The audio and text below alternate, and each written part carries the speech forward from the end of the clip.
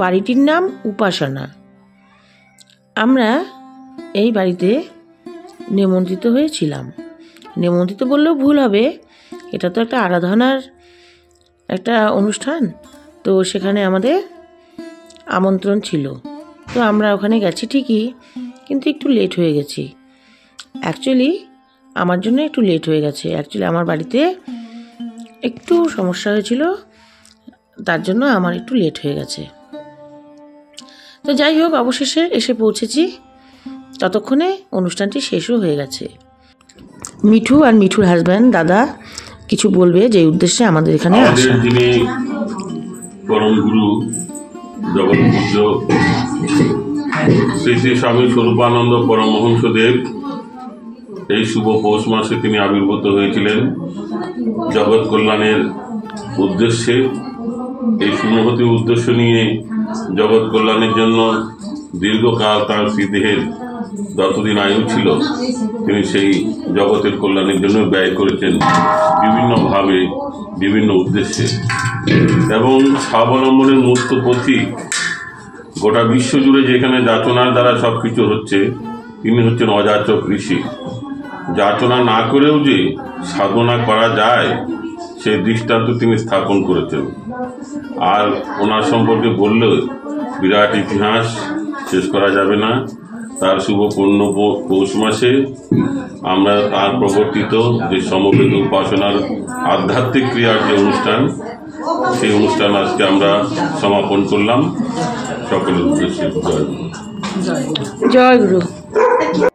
আমরা এখানে 4 জন চলে এসেছি, ফুলদি, আমি, অনিতাদি আর সন্ধ্যাদি। তো উপাসনা পর্ব শেষ হয়ে গেছে। এখানে স্বামী স্বরূপানন্দের উপাসনা ছিল আজ, তো সেই উদ্দেশ্যেই আসা ছিল। তো যাই হোক, আমরা এখন এখান থেকে ঠাকুরকে একটু প্রার্থনা করে ঠাকুরের কাছে তারপর আমরা ঘরে চলে গেলাম। ঘরে বসলাম। মিঠু আমাদের জন্য চায়ের ব্যবস্থা করলো। আমরা একটু চাও খেলাম। খুব ঠান্ডা পড়েছে সেদিন, তো সেই জন্য আমাদেরকে চাও দিয়ে দিল। তো আমরা চা খেয়ে আর প্রসাদ সঙ্গে করে নিয়েই চলে গেলাম।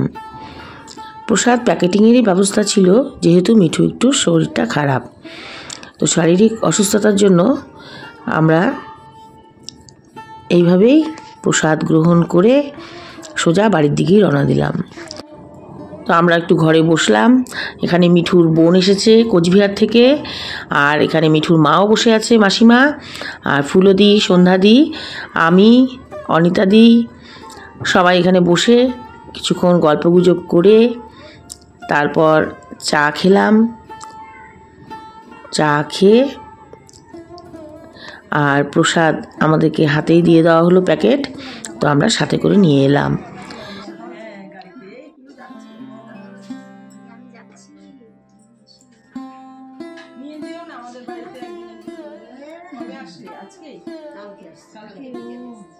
তো এই প্রসাদ আমাদেরকে দিয়ে দেওয়া হয়েছে।